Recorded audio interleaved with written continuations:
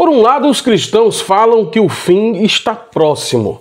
Entronizam a pessoa de Jesus Cristo nesse evento cheio de etapas importantes e seguindo um roteiro confuso para muitos e nem um pouco unânime para outros. Não se sabe quando, mas alguns ousam marcar datas para o fim do mundo.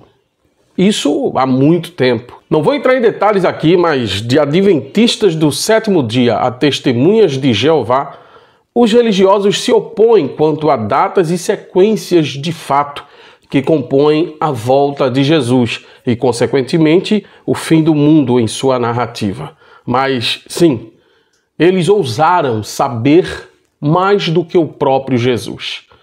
Jesus teria dito em Mateus capítulo 24 e versículo 36, quanto ao dia e a hora ninguém sabe, nem os anjos dos céus, nem o Filho, senão somente o Pai.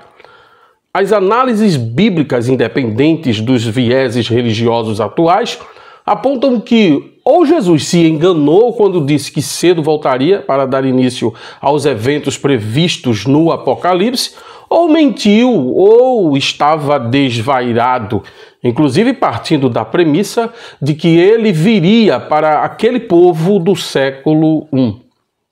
Não aconteceu. As cartas para as 7 igrejas continham alertas e previsões que nunca se realizaram. E hoje não temos mais as 7 igrejas, nem as tribos de Israel. Você sabe que estas e outras respostas são encontradas no livro Porque Jesus Mentiu sobre a Sua Segunda Vinda, não é mesmo? Do nosso amigo Jason Ferrer. Mas o vídeo de hoje contém uma análise diferenciada sobre as alegações de fim do mundo. Trarei aqui, logo após a nossa abertura, o ponto de vista de outras religiões e da comunidade científica acerca do tal fim dos tempos. Fique comigo! É logo após a nossa abertura. Vigilante da Razão, o seu canal de opinião e crítica. Meus amigos e minhas amigas do canal Vigilante da Razão, muito bom dia, boa tarde e boa noite a cada um de vocês que está aí do outro lado assistindo a mais um vídeo do canal. Para mim é motivo de grande alegria e de satisfação sem tamanho a sua permissão para que eu possa entrar na sua casa e falar as coisas que eu falo aqui no canal Vigilante da Razão. Se você não me conhece ainda, meu nome é Denilson Douglas e eu sou o apresentador do canal Vigilante da Razão. Esse canal que traz diversos assuntos relacionados à religião, ateísmo, agnosticismo, política, filosofia, uma série de outros assuntos, sempre para deixar você muito bem informado. E eu digo sempre que você que está me assistindo nesse momento, é uma pessoa maravilhosa por ter me permitido ter essa honra de estar aí na sua companhia. Você que vem dos diversos lugares do Brasil e do mundo, das regiões brasileiras, né, esse país continental, seja muito bem-vindo. Você é muito especial e muito importante. Se de repente você quer se tornar membro do canal, torne-se membro para me ajudar a financiar cada vez mais e cada vez melhor esse projeto do canal Vigilante da Razão. Mas se você ainda não é inscrito, se inscreva. Por favor, me ajude. Me ajude a nós alcançarmos a nossa meta. Nós temos uma meta de, até o mês de junho deste ano, fecharmos aí com 3.000 inscritos. Já temos mais que 2.000 e podemos sim alcançar essa meta se você quiser, se você deseja realmente me ajudar. Porque você vai indicar um colega, um amigo, um vizinho, para que ele também seja inscrito do canal. Isso muito me alegra, mas me alegra muito.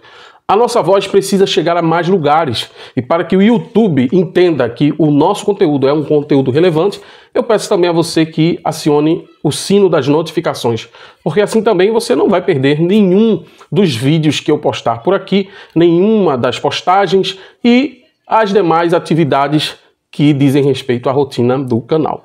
Muito obrigado. Eu te convido também para fazer uma doação de qualquer valor a esse seu humilde amigo. A chave Pix é essa aqui. E eu espero muito receber qualquer valor, desde que não te faça falta, para que o canal seja ajudado. Antes de começar o vídeo, eu gostaria de dar um recado para você. Fique comigo mais um pouco. Oi pessoal, tudo bem? Calma aí, sou eu mesmo, Denilson Douglas. Eu tenho uma pergunta para você. Você tem uma empresa? Sabia da importância e a obrigatoriedade de investir na segurança de seus colaboradores? Se você deseja saber mais sobre as documentações, treinamentos e ações de segurança e medicina do trabalho, entre em contato com a DDS Segurança do Trabalho e Serviços, que eu mesmo irei até você para resolver todos os seus problemas. Ministramos palestras, cursos, treinamentos de segurança do trabalho, prestamos serviços de consultoria e assessoria em engenharia, medicina e segurança do trabalho, despachamos licenças ambientais, certificados de regularização dos órgãos competentes e muito mais. Solicite agora mesmo o seu orçamento pelo telefone 819-9227-5971 ou pelo e-mail denilson@segcursos.com. Lembrando que atendemos a todo Pernambuco, Alagoas e Paraíba. Dito tudo isso, vamos ao vídeo de hoje. O fim do mundo acontecerá em 2012. Sério? Opa! Mas estamos em 2025. 13 anos se passaram. Desculpa aí. Os maias foram uma civilização que viveu na América Central e teve na sua cultura, religião e saberes, incluindo no campo da matemática, uma importância muito grande, sobretudo em seu período clássico, que aconteceu entre 250 depois da Era Comum e 900 depois da Era Comum. Quando os colonizadores chegaram nas Américas, inclusive no início do século XVI, o seu declínio ainda estava em curso. Declínio esse que se deve a vários motivos, como superpopulação, escassez de alimentos, êxodo da população, entre outros motivos, como a própria dominação protagonizada pelos europeus. Dentre os saberes maias descobertos pelos europeus quando chegaram na América Central, destaca-se um tipo de calendário muito sofisticado e complexo que eles utilizavam. O calendário maia é composto por 3 calendários interligados: o Tzolk'in, de 260 dias, o Raab, de 365, e a contagem longa do tempo. A ideia de um fim do mundo associado ao calendário maia ganhou popularidade na cultura popular, especialmente em torno da data de 21 de dezembro de 2012.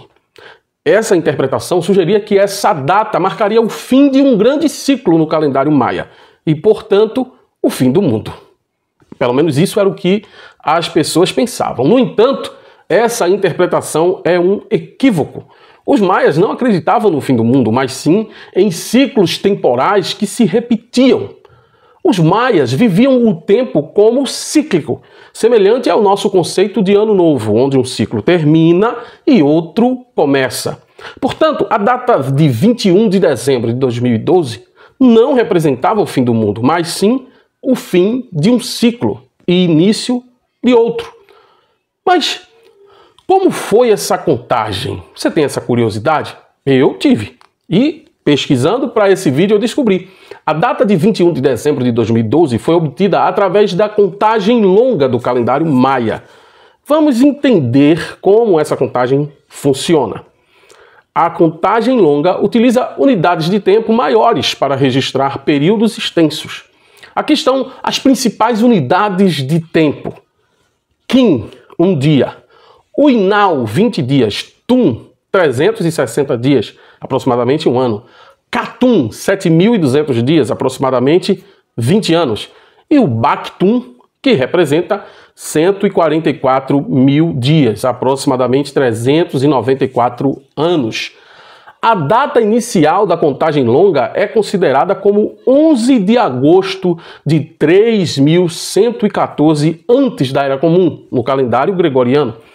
Essa data é representada como 0000 na contagem longa. Aí, para calcular a data de 21 de dezembro de 2012, os estudiosos somaram 13 Baktuns desde a data inicial. 13 Baktuns igual 13 vezes 144 mil dias, que dá 1.872 dias. Então, se somarmos 1.872 dias a partir de 11 de agosto de 3.114 antes da Era Comum, chegamos à data de 21 de dezembro de 2012, certo? Agora sobre o hinduísmo, séculos 18 antes da Era Comum a 10 depois da Era Comum. Há mais de 3.000 anos, os hindus já tinham complicadas profecias em livros sagrados, como os Vedas e os Puranas. As religiões ocidentais têm uma concepção linear do tempo. Já para o hindu, que influenciou o budismo, o tempo é cíclico, com o universo alternando fases de atividade e de repouso. Segundo o hinduísmo clássico, o cosmo foi criado pelo deus Brahma. Cada dia na vida dele equivale a 4 bilhões de anos humanos, período que representa um ciclo na história do universo, ou Kalpa. Esse Kalpa, por sua vez, se divide em Mahayugas, períodos de 4 milhões de anos, mas cabe ao deus Vishnu, não a Brahma, exercer a justiça cósmica. O fim de cada Mahayuga é marcado pela decadência moral da humanidade. É quando Vishnu tem de pôr ordem na casa. Dizem os Puranas que a sua próxima encarnação, chamada Kalki, virá armada com uma espada brilhante como um cometa e irá destruir os ímpios e os ladrões e todas as mentes devotadas à iniquidade. A terra será incinerada e ressurgirá das cinzas. Após cada Kalpa, seu dia divino, Brahma irá dormir e, ao fechar os olhos, o universo desaparecerá nas trevas para reaparecer bilhões de anos depois, quando ele acordar. Assim, o ciclo de destruição e ressurgimento jamais acaba. A crença no tempo circular era a concepção mais comum entre os povos da antiguidade. Já o estoicismo, linha filosófica surgida na Grécia do século III antes da Era Comum, apregoava a ocorrência da ekpiroses, a destruição de tudo em uma explosão de fogo purificador a cada 15.000 anos. Os celtas acreditavam que o céu caía periodicamente sobre a terra. Curiosamente, há um mito semelhante entre os brasileiríssimos jurunas. Mas quem então esticou o tempo em uma linha reta? O criador dessa visão de juízo final foi o persa Zaratustra ou Zoroastro. Ele teria nascido entre os séculos 10 e 5 antes da Era Comum, no atual Irã. Filho de um agricultor pobre, partiu aos 30 anos para viver sozinho no deserto. Saiu de lá com os princípios de uma nova religião, o Mazdaísmo ou Zoroastrismo, que logo se espalhou por toda a Pérsia. Ela cultuava um só Deus e admitia a existência de sua antítese maligna, o demoníaco Ahriman. Guerreava constantemente contra o benfazejo Ahura Mazda pelo controle do universo. Essa batalha era um grande drama cósmico com um desfecho definitivo, narrado no Zenavesta e no Bundashin. São livros escritos entre os séculos 5 antes da Era Comum e 9 depois da Era Comum. Num futuro indeterminado, Ahura enviará à Terra o seu último profeta, Shaoxian, que ressuscitará os cadáveres de sua tumba. Depois, um anjo de fogo derreterá as montanhas. O mundo será coberto por um oceano de lava e metal. Os vivos e os mortos terão de atravessá-lo descalços. Já para os justos, o rio de fogo será suave como leite fresco, mas os ímpios e os pecadores arderão nas chamas até serem purificados, diz o livro Bundashin. O mundo será reconstruído, Ahriman será destruído e o mal deixará de existir.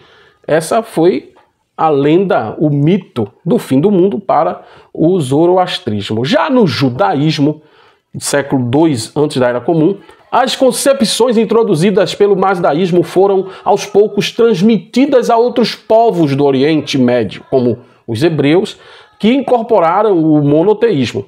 Os judeus não tiveram um único profeta, mas vários, e foram dominados sucessivamente por diversas etnias. Nesses séculos de controle estrangeiro, sonhavam com uma futura e definitiva vitória sobre os seus inimigos. E assim surgiu a crença de que um dia Jeová colocaria um fim às agruras de seu povo escolhido. No início, os judeus esperavam apenas que ele lhes desse uma vitória decisiva. Mas com o tempo, passaram a acreditar que, além de recompensar os bons, puniria os maus. Isso tem a ver com a suposta justiça de Deus idealizada pelo povo hebreu. Essas esperanças apocalípticas estão narradas principalmente no livro de Daniel, escrito no século II antes da Era Comum. Nessa época, os hebreus padeciam sob o domínio do macedônio Antíoco IV Epífanes e protagonizaram a chamada Revolta dos Macabeus. Nesse caldo político, o livro de autor desconhecido visava levantar a moral do povo e descreve a saga do profeta Daniel, que teria vivido no século V antes da Era Comum. Ele previu a vinda do Messias, destinado a libertar os judeus, punir os maus e dar início a uma era de paz interminável. Os ortodoxos têm até uma data para a sua vinda, o ano 6000 do calendário judaico, aproximadamente 2240 no calendário cristão. Deus criou o mundo em 6 dias e descansou no 7º. A humanidade passará 6.000 anos de trabalhos e sofrimentos. Com o início do 7º milênio, chegará a hora do repouso e da recompensa, diz um rabino estudioso, especialista em literatura judaica. Após a composição do livro de Daniel, a crença no fim da história chegou a uma seita dissidente surgida na Terra Santa sob o domínio dos romanos, o cristianismo. Olha aí, toda essa salada mista desencadeou em mais uma crença chamada cristianismo. O conceito do fim do mundo como algo essencialmente positivo também influenciou o Islã, com a pregação do profeta Maomé, que absorveu muitas crenças de seus antecessores monoteístas. O juízo final, por exemplo, descrito no Alcorão e nos Hadith, uma coleção de ditos do profeta, tem muitas semelhanças com o livro das Revelações. Na tradição muçulmana, o anticristo é Masih al-Dajjal, ou Masih al-Dajjal, o falso profeta, que tentará dominar o mundo. Ele será derrotado pelo Mahdi, espécie de Messias islâmico, que será ajudado em sua tarefa por ninguém menos que Isa, filho de Miriam, ou Jesus.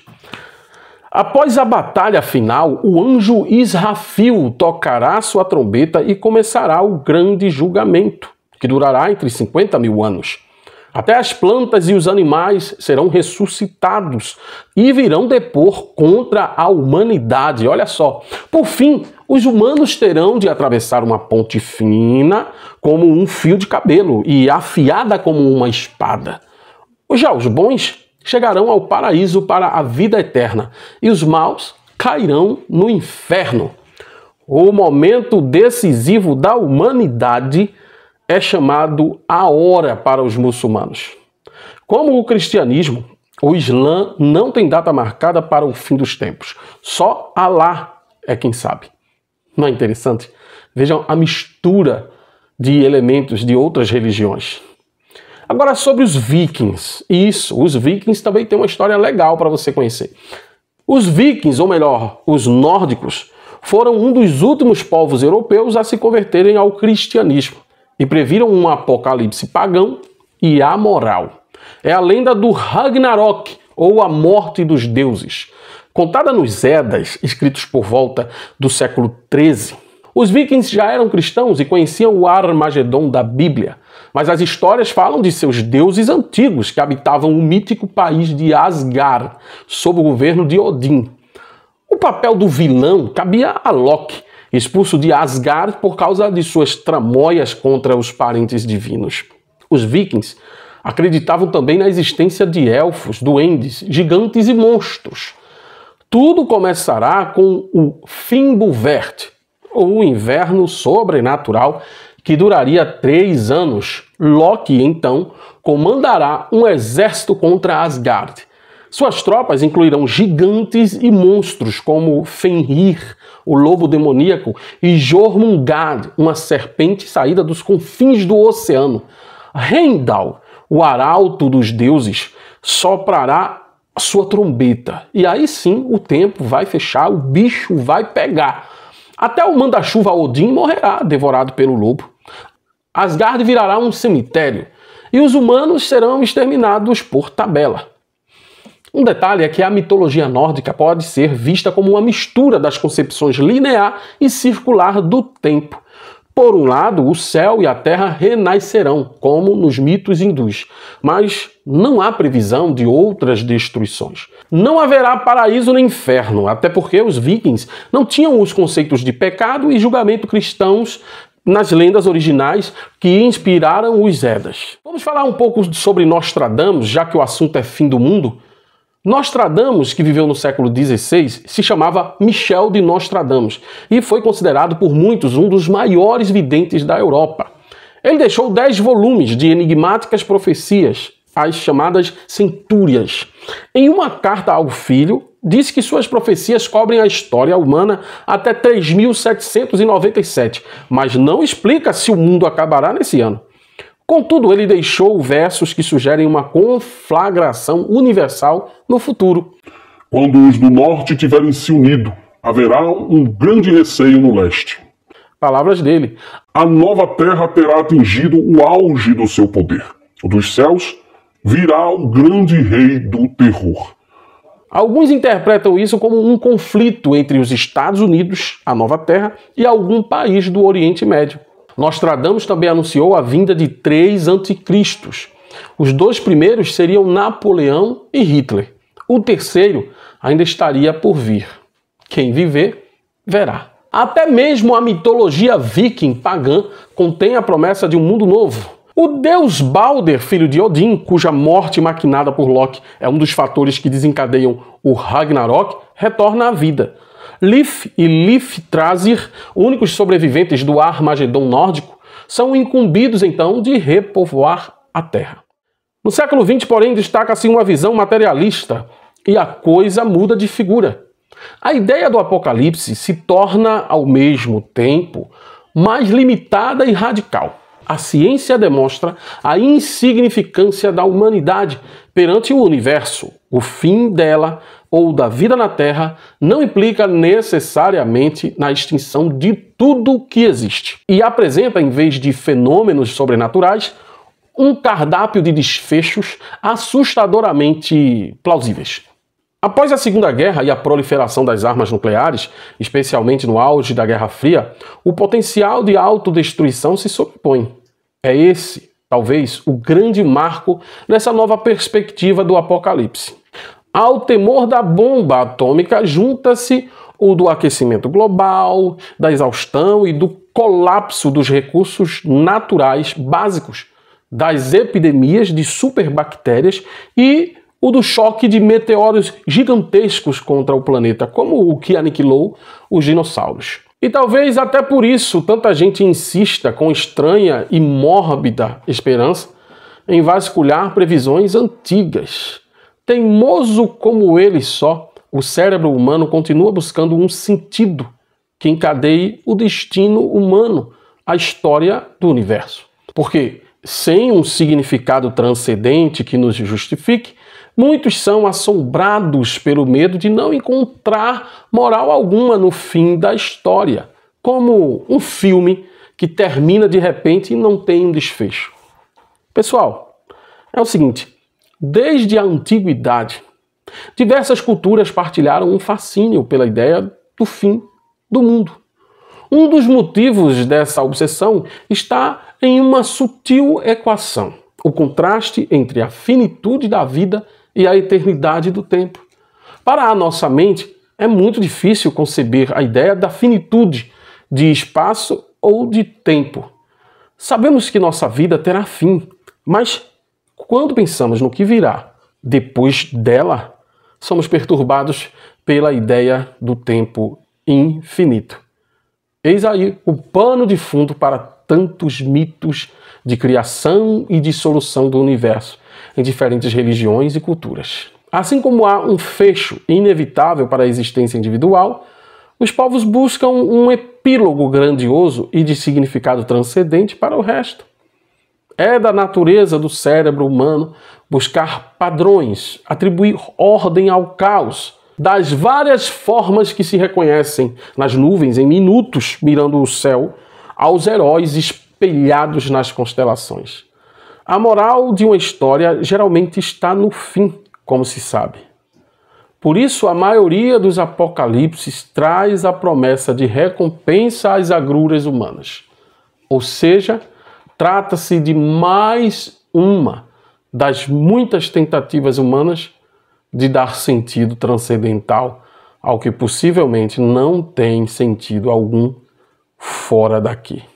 E vale lembrar que não vale a pena associar descobertas e constatações científicas, como aquelas que produziram o tal relógio do fim do mundo, lá no comecinho do século passado, e que esse ano marcou incríveis 89 segundos para o fim do mundo. Não vale a pena associar isso a um padrão místico, supersticioso e religioso. Não vale a pena, é de uma tremenda desonestidade intelectual fazer isso, tentando justificar a fé através de constatações humanas. Só os seres humanos são os que podem dar cabo, abortar, contornar e melhorar. Sim, o nosso cenário pode melhorar, mas tudo isso não depende de uma entidade sobrenatural da bondade. E não seremos fritos num forno eterno se não acreditarmos nisso. Fique na paz, fique na razão. Um forte abraço. Tchau.